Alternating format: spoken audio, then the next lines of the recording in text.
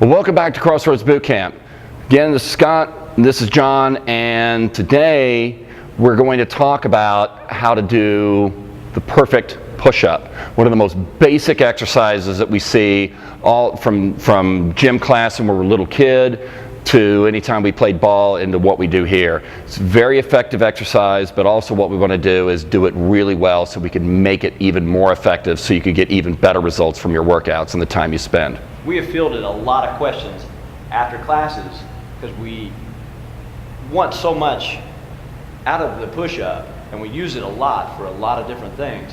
And everybody asks us, what's the perfect push-up? What are you talking about? My shoulders are, I feel like they're stabilized. My abs are in. But what we see as instructors, as the class progresses and you get tired, there's a progression of when do you go to your knees, when is form failing, and when is it time to shift your focus. Right. So let's just go ahead and go to the mat. And I'm just going to get Coach John into position here. So obviously he's doing a toe push-up. So the first thing, the two big things with the push-up before we even go down is we have to think we could do a really good plank. So abdominals, so he's going to draw the abdominals in and tight. Even tip the hips a little more this way, like this. There we go. Now his abdominals are in and tight, and I'm going to ask him to lift the chest. Okay, now his shoulder blades are flat, his abs are flat. The hips are the same distance off of the ground as the hips. So now he can go down and push. Now there's a lot that I'm seeing here that I really like is the fact that first of all, he's very strong, but also if you notice the hips are staying the same height as the shoulder. So really as he's doing the push-up here, effectively what's happening is the only thing that's moving, that's okay John, so the only thing that's moving is his arms at the elbow and the arm inside of the shoulder joint. Everything else is tight, everything's stable.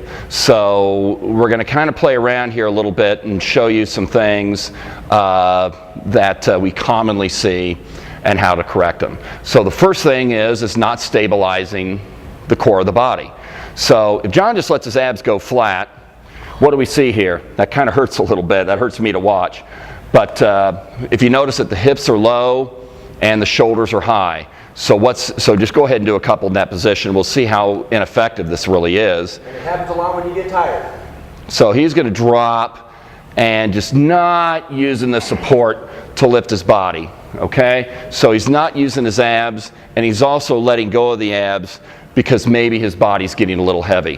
Which gets to a great point is a lot of times people say, you know, I really want to do the big guy push-ups on my toes. When do I know to go down to the knees? Okay? So we hear that a lot. If you're starting to do that, the body should be in a straight line.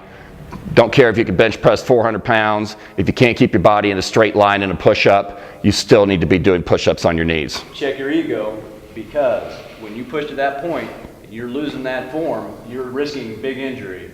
And there's nothing to say that at the end of a 1 minute round of doing push-ups that this is not intense. This is intense. This is way more intense than. So we're also talking full movements. Okay, so we move on. So we talked about the core engagement. The next one is the shoulders, because we see sometimes a lot of people are flapping around.